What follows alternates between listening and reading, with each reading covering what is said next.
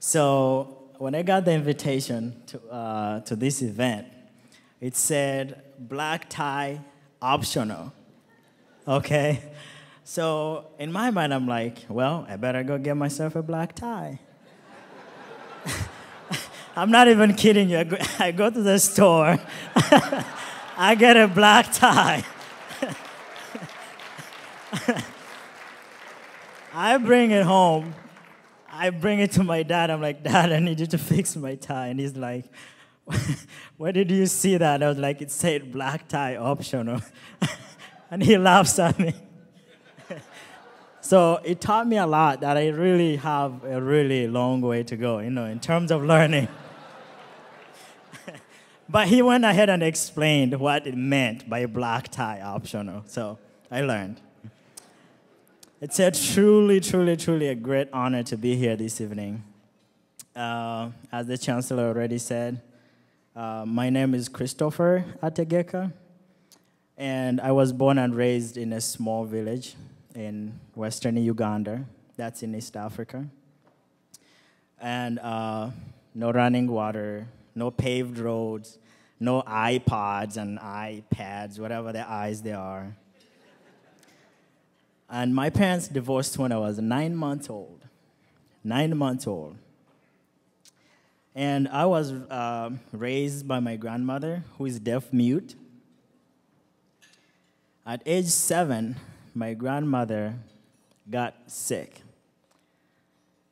And I joined my father, a stepmother, and 5 of my siblings in one room thatched house.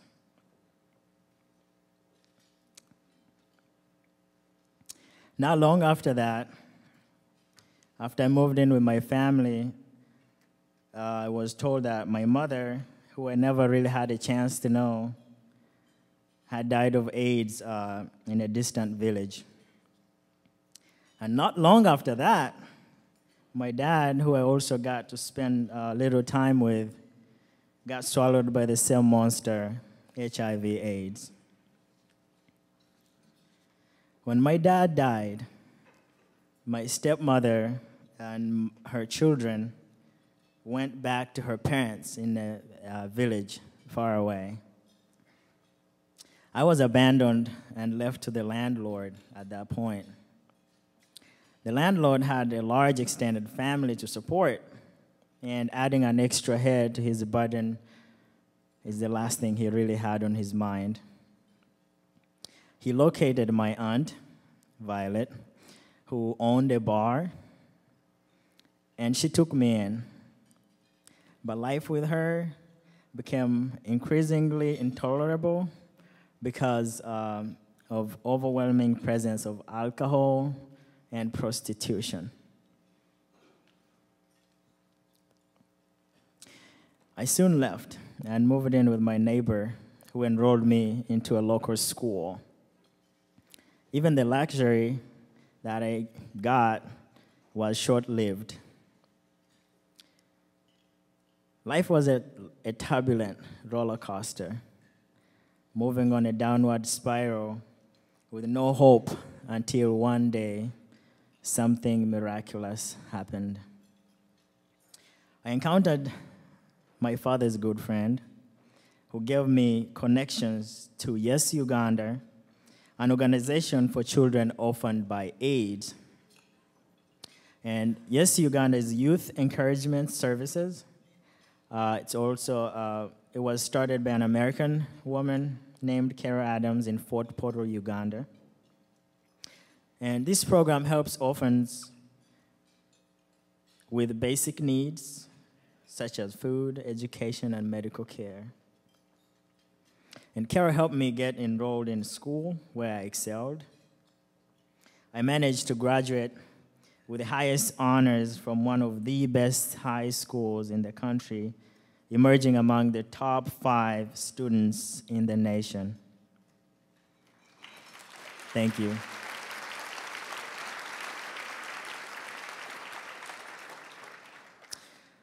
I got offered an opportunity to go to college on government full sponsorship for my academic excellency.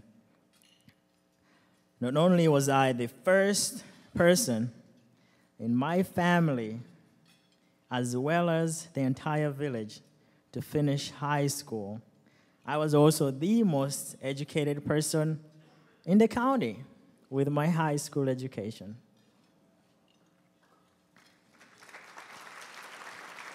Thank you. Throughout my schooling, I kept a close relation with my sponsors, whom I call my parents now, Michael and Martha Helms from Oakland, California. I will actually embarrass them and ask them to stand up. Wherever you are, Mom and Dad.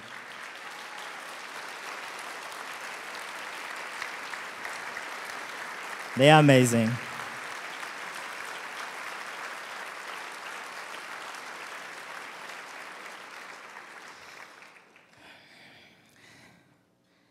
And when I graduated from high school, they granted me an opportunity to attend Laney Community College in Oakland, California.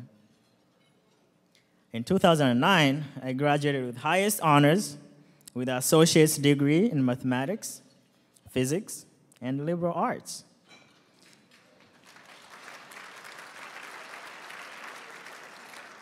I then transferred to the great UC Berkeley. Go Bears!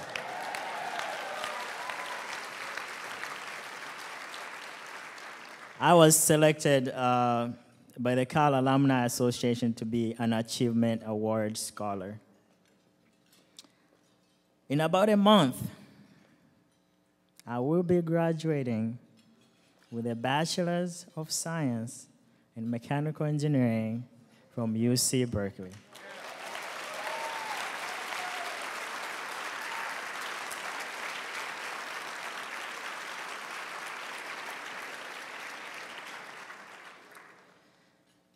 And believe it or not, from the mechanical engineering department, I'll be the only, one African and African American student graduating this year.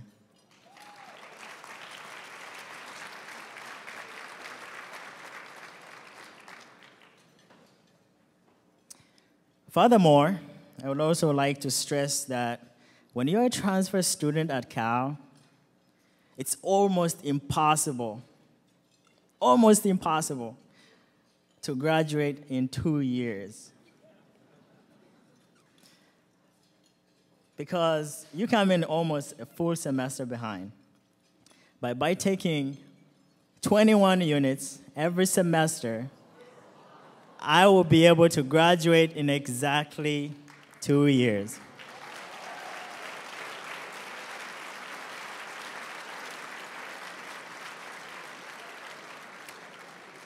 With no sleep at all.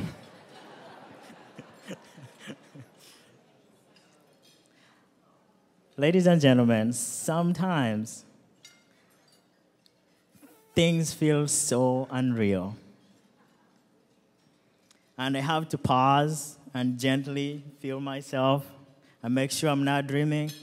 You know, sometimes you wake up out of a dream, you're like, wait, was I dreaming? Yeah, I was dreaming. But I have to feel that. I'm like, am I dreaming or is this real? And that's exactly how I'm feeling right now. Thank you.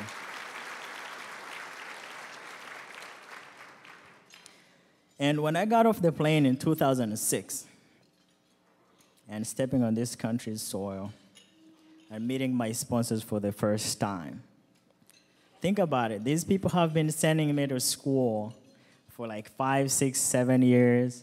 I've never met them. I've never seen them. I've just seen a picture. And now I'm meeting them for the first time. I felt so free. And I could not have words to explain and express my thank you to them because that phrase is not enough.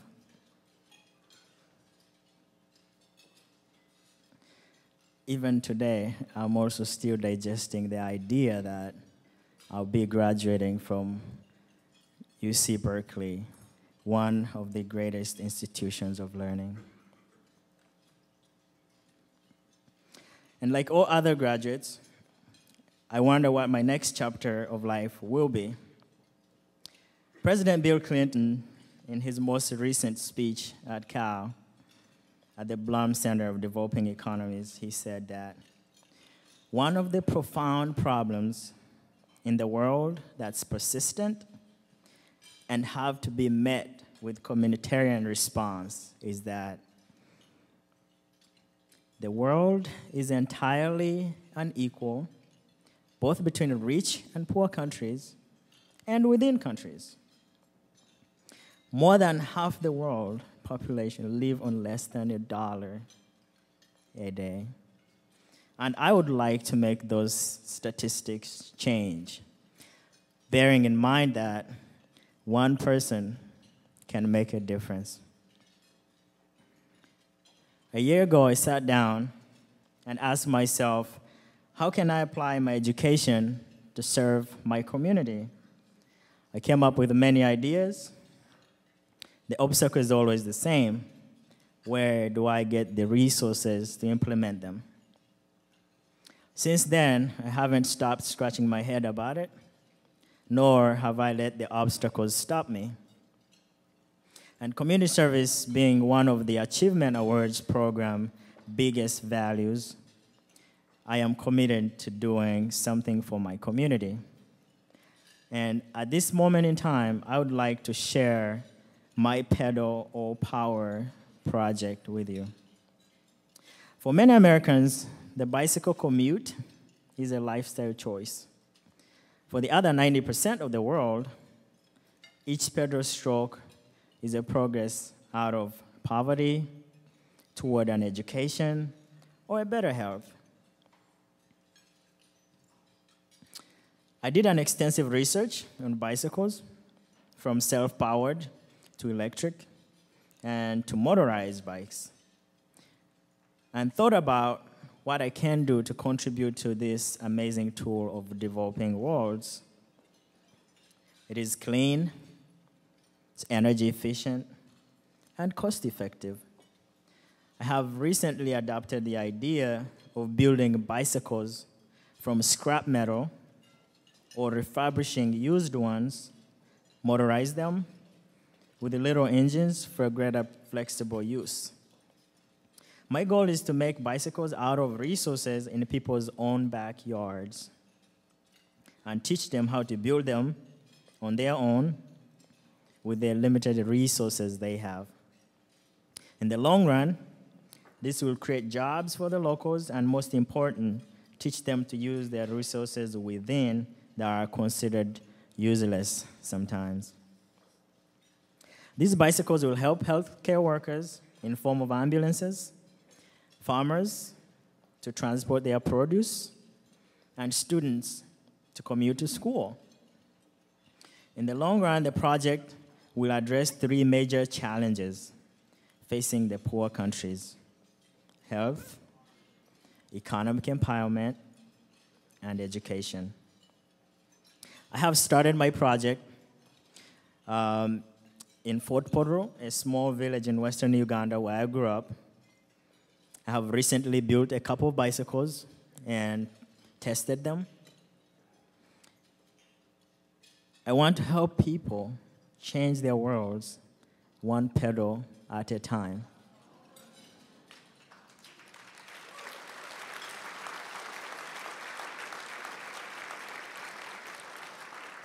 I vividly remember my life drastically changed when I got my first bicycle from my sponsors.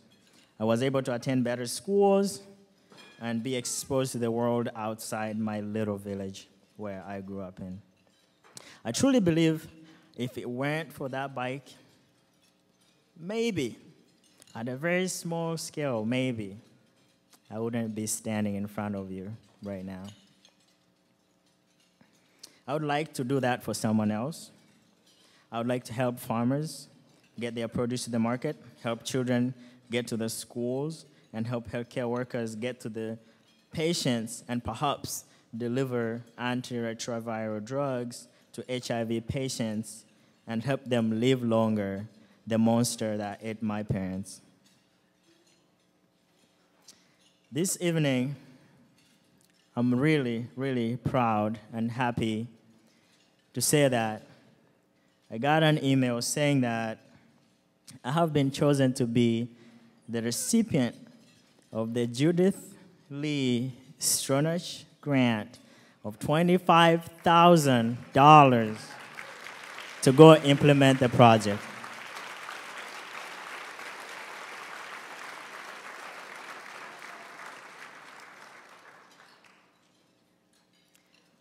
But in the midst of all this, I try to live an active life and not be a nerd.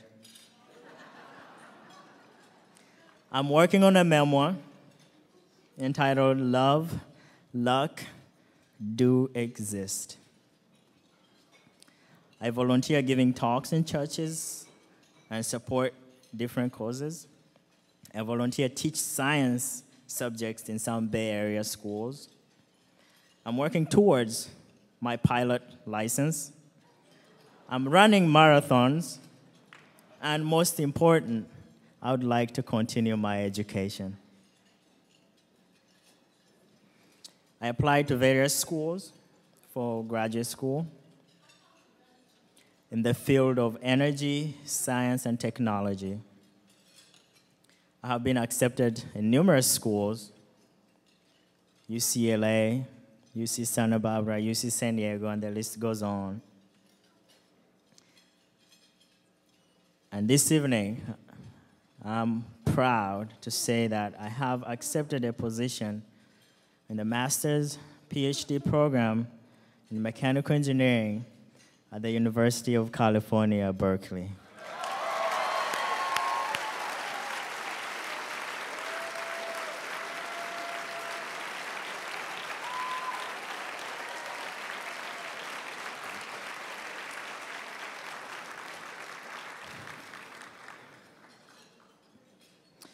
College of Engineering has been one of my campus homes, and in particular, the combustion lab. I'm glad to have the chance to say thank you publicly to Professor Carlos Fernandez Pello for his mentorship and inspiration. And I would actually embarrass him to, please, wherever you are, stand up.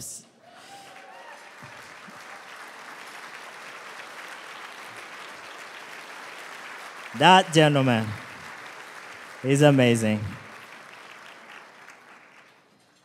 And ladies and gentlemen, I stand before you as a testimony to the phrase, never say never. In Africa, we say it takes a village to raise a child. My sponsors have been my parents. Cal has been my village, and the Achievement Award has been my extended family. And many staff of the Achievement Award are here tonight. You know, it's Cindy, Johnny, and Tariq, they're somewhere. They do a great job. On behalf of all the Cal students, I would like to say thank you to everyone here tonight for your support. Without you, none of this would have been possible, even for me. And thank you for giving us an opportunity of a lifetime, a UC Berkeley education. I'm reminded of a quote that says, "It's not where we begin in life that matters, but where we're going." Thank you, and go Bears.